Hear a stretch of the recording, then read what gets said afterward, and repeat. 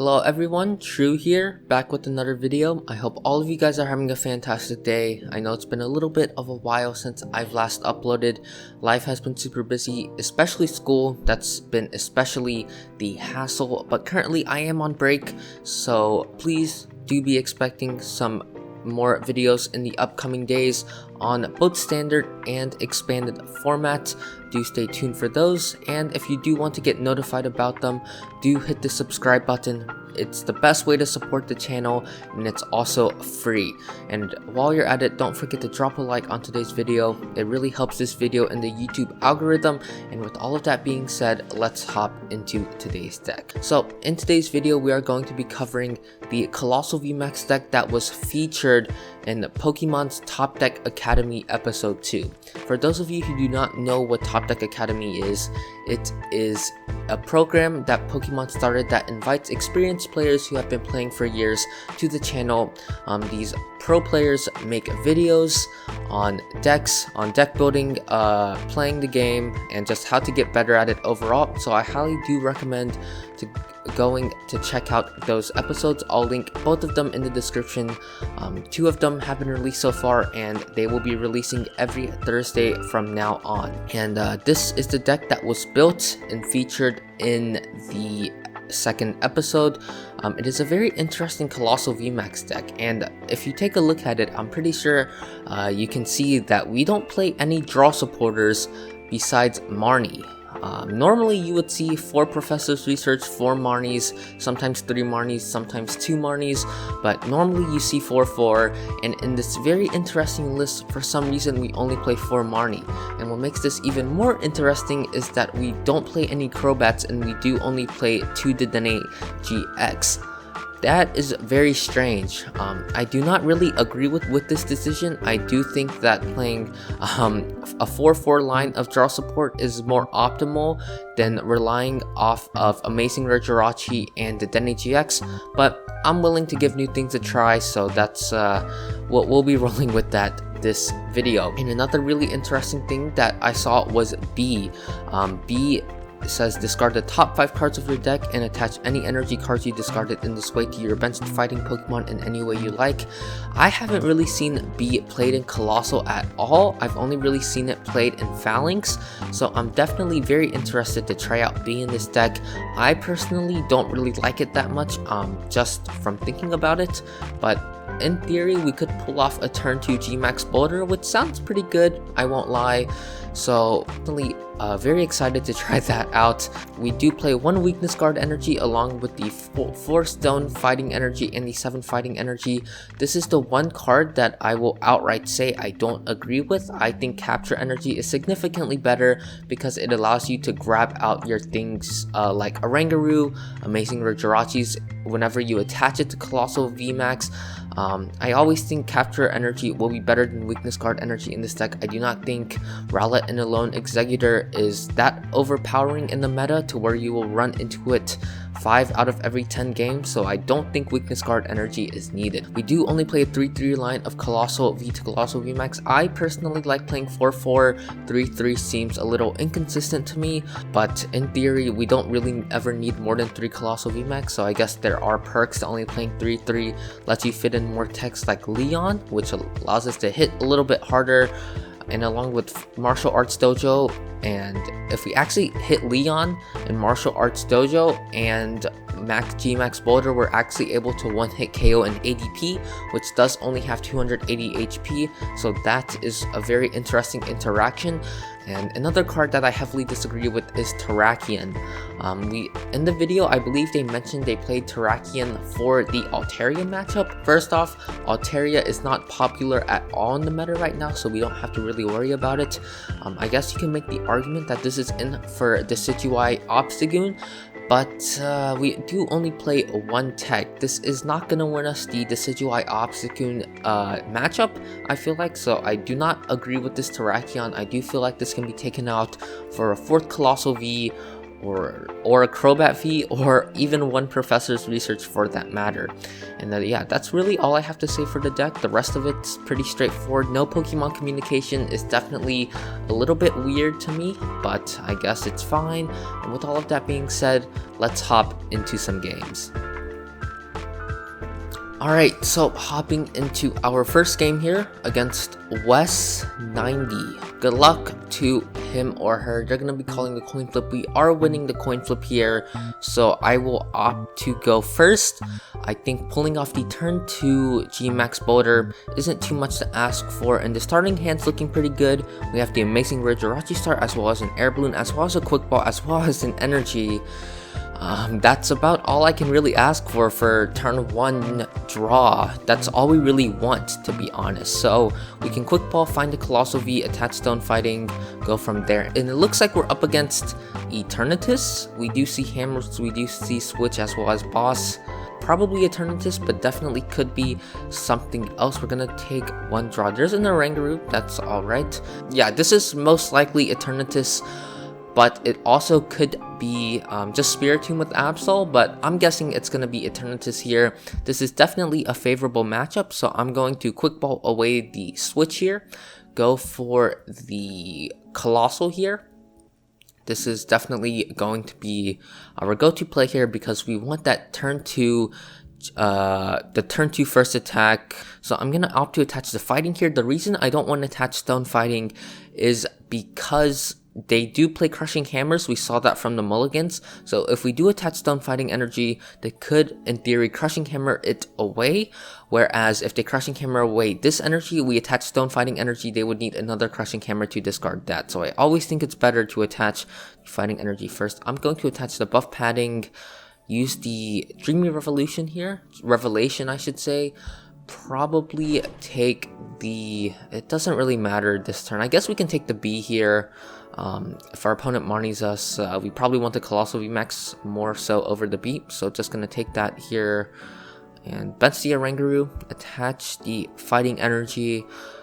We could attach the air balloon. Yeah, I'm gonna attach the air balloon just in case they do Marnie us. Not gonna use Primate Wisdom quite yet, and yeah, I just think we can pass over to our opponents and go from there. So we're in a pretty good spot. No draw supporters really hurting us.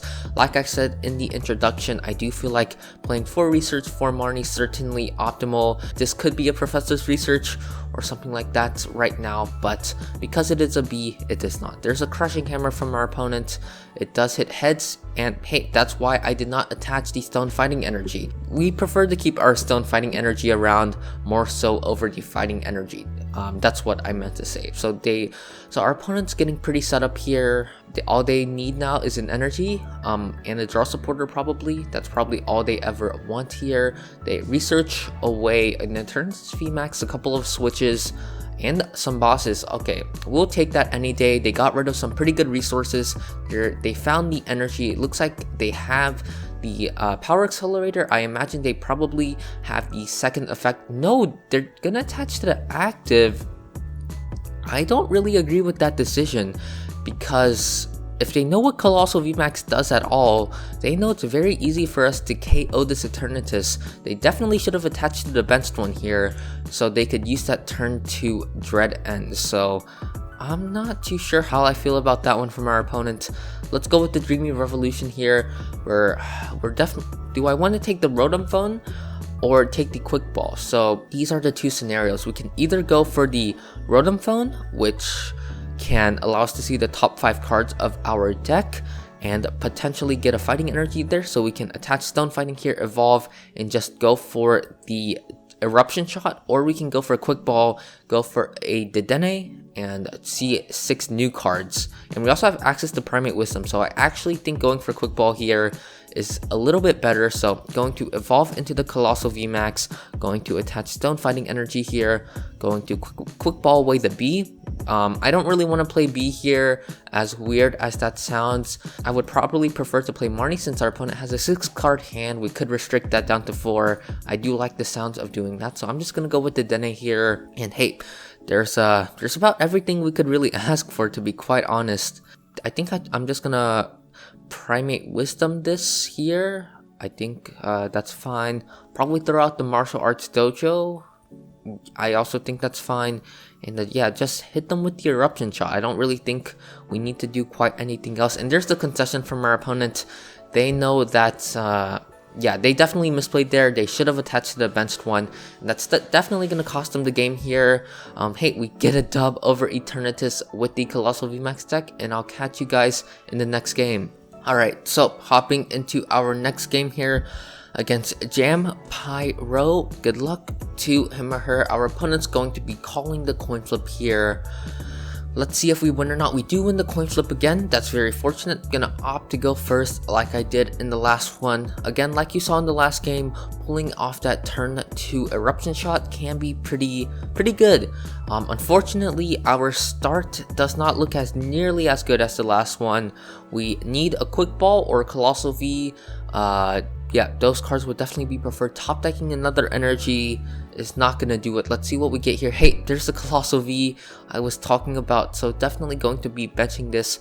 Like the last game, attaching a fighting energy opposed to stone fighting energy, because our opponents could be playing crushing hammers, which are super popular right now, so definitely do want to play around those as much as we can. And I'm not benching this because this might not even be useful in certain matchups, so I don't want to waste the bench space with this, whereas we could bench an Oranguru or another Coalossal V that's actually useful in a certain matchup. Our opponent grabs a Welder, so it looks like this we could be up against Scorch or Baby Blacephalon. Both of those decks do play Jirachi. They quick ball away a fire energy. Yeah, let's see what they grab here. Whatever they grab is definitely going to dictate whatever they play. It's definitely going to let us know, unless it's something like a Dedenne-GX or a Crobat, I guess. Let's see what they grab. Yeah, both Baby Blacephalon and Scorch are known to play Jirachi. Yeah, let's see what they're gonna grab. So what we're gonna do next turn is probably attach Stone Fighting Energy and just Marnie. Hopefully find some more cards to work with. We're hopefully going to find an Oranguru, a way to move out of the active, as well as a Coalossal VMAX. And it looks like our opponent's grabbing a Cramorant here. It looks like we're up against Baby Blacephalon, or Tempozard, I should say. Definitely could be any of those. They're gonna welder 2 fire energies to it. That is fine with us. Let's see if they hit the... Ooh, they have the Fire Crystal for 1. It looks like they're gonna be hitting the turn 1 Spit Shot, which is definitely very optimal from our opponents. So I think our opponent's definitely gonna go for Spit Shot. They're gonna Spit Shot our active. What? That's definitely a very interesting decision.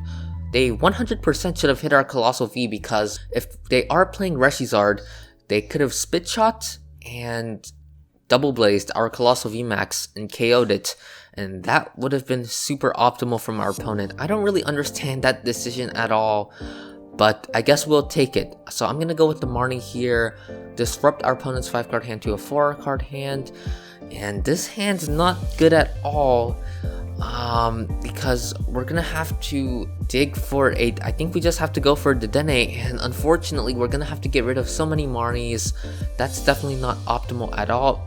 And also having to use a quick ball for Dedenne-GX as opposed to something like an Oranguru does not feel great. I'll bench the Sirfetch'd here. We definitely could potentially use that here, I think. And yeah, I'm just gonna go with the Dedenne here, see what we draw. There's the Coalossal VMAX, so we just need 1 more energy to be able to pull off an attack against this Cramorant V, or just an energy to hit more damage. Let's see if we get it here. Hey, there's the fighting energy. We do get it, and yeah, that's pretty good. So currently we're only hitting 100 damage. I think that's okay. No, we do want to save the dojos to bump our opponent's giant hearts. So I'm just gonna go with the eruption shot here. Hit this for 100 and go from there. Hopefully we top deck an energy or a quick ball or some way to draw cards. We have a lot of outs in deck. We have 3 quick balls, a couple of Rotom Phones. There's the hearth I was talking about from our opponent. They also quick ball away another hearth, which is definitely pretty good for us. So that means our dojo surely has a higher chance of sticking. Let's see what our opponent grabs and go from there. So if we don't top deck anything good, I'm not even sure what our game plan is, because our eruption shot's only doing 10 damage to this Cramorant. I guess our opponent could spit shot our Dedenne-GX, KO that, and just go for a KO on one of our Coalossal VMAXs. I guess that seems pretty good for them as well. If we top deck a quick ball, we can also go for an Eldegoss and go for a Marnie. If our opponent gets a really big hand somehow, I guess. Yeah, let's see what our opponent's gonna do and what we top deck. That's definitely gonna dictate what we do here. There's the retrieval, so we're definitely up against Baby Blau now. There's no way Tempo-Zard plays Energy Retrieval along with Fire Crystal here. Let's see if they pull off the Spit Shot again. I have to imagine they do. No, they're gonna go with the Switch here. Looks like they're digging for the Welder.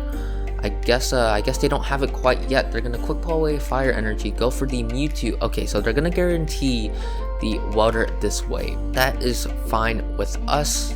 They're likely gonna Spit Shot the active, but if they do Spit Shot the active, they're only hitting 140, and then if they Double Blaze, they're hitting 180 because of the Stone Fighting Energy, and we're actually just 10. We actually live by 10 HP here, so I have to imagine our opponent's getting punished for not going for the Spit Shot on our Coalossal VMAX turn 1. I really don't think Spit Shotting the Jirachi was the right play to make. They burned through another Energy Retrieval as well. They're burning through a lot of resources, and just the pass, that's huge. And we top deck the Stone Fighting Energy. That's really good draw. So definitely gonna bump the Giant Hearth here. And now we're left in the spot where we can either boss up the Baby Blacephalon or boss up the Cramorant V. Currently, we're not in that good of a spot. I feel like getting rid of the Baby Blacephalon off the field is really good. KOing this Jirachi does not do a whole lot for us since they do have another one on field. I really want to KO the Baby Blounce, but this is also really close to attacking.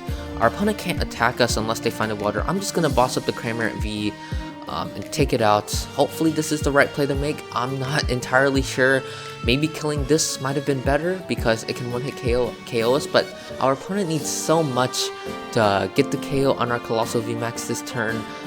They've gone through 1 Fire Crystal, 2 Energy Retrievals. I'm feeling pretty confident, as well as 2 Hearts, that they won't find a KO. And just as I said that, they find their 3rd Hearth, which is definitely a little unfortunate, but we'll hopefully live this turn. So there's the Water from our opponents onto the Baby Blacephalon. They get 2 Fire Energies as well. Let's see if they can hit the KO. They also have access to Oranguru, but they are down 3 Quick Balls, so they might have a little bit of... Nope. They somehow find the 4th Quick Ball and they're gonna get the Oranguru. Alright, that is definitely unfortunate. I was gonna say they might have trouble finding the Oranguru GX because they're down 3 Quick Ball, but like always, never lucky for us. They're gonna Dance of Tribute here, draw 3 cards, but the chances of them finding the KO here are still pretty unlikely. They also need a switching effect, which they are down 3 of. Baby Blacephalon usually plays 8, so I have to imagine they likely hit it. There's an Energy Spinner. Alright, that's not usually in Baby Blacephalon, but I have seen that in a couple of lists. So let's see if our opponent finds the KO here. There's the Energy Spinner. Our opponent needs a total of 8 energies to be able to KO us this turn, and that's gonna be a lot. So they play a 3rd Energy Retrieval. That's a lot of energy recovery they have going for them. There's the Scoop Up Net into the Jirachi. Let's see if they find what they need. There is a Fire Crystal. Are they really gonna hit the KO here? Even after everything we tried? I guess maybe there was merit in trying to KO the Baby Blacephalon because they were down 3 Quick Balls, so they would have had to find 2 Pokemon, the Oranguru and the Blacephalon, to be able to KO. There's the Fireball Circus. Do they actually have the knockout? They do not. Alright, thank goodness. And yeah, I definitely think we're gonna KO this Baby Blacephalon. I do think that's optimal. We could bench this, actually. Terrakion might be useful if we manage to find a B, now that I think about it. Yeah, I think I'm gonna bench Terrakion because we can force our opponent to go through a Coalossal VMAX, a Terrakion, and maybe another Coalossal VMAX, which hopefully we will be able to set up. We can actually move into the Sirfetch'd V and attack with that. I'm not sure how I feel about that, because if they do KO the Sirfetch'd V, they are just a boss away from KOing our Coalossal VMAX. But then again, our opponent's likely going to have to Welder every turn from now on, so I'm not sure what the optimal play to make here is. I'm gonna Quick Ball away this Quick Ball here, probably just go for a Dedenne. We could boss up KO the Oranguru, but I feel like just removing the threat from the board seems a bit better to me. And now that I think about it, I am gonna switch into the Sirfetch'd. The reason being that I want to force our opponent to go through as many resources as possible and hopefully make it challenging for them to close out the game. So I'm gonna attach the Air Balloon and go for our 2nd Dedenne Dedenne-GX, and I'm gonna attach the buff padding here. Probably start charging up the Terrakion. I think that's fine. Play the Rotom Phone, set up our next top deck here. What do we take? I'm not even sure what we take here. There's not a whole lot here that we can work with. Probably take the Stone Fighting, maybe. Yeah, these are not the best cards. I think maybe we go for the Bea.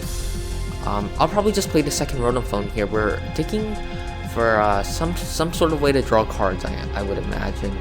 And again, not a whole lot of options to work with.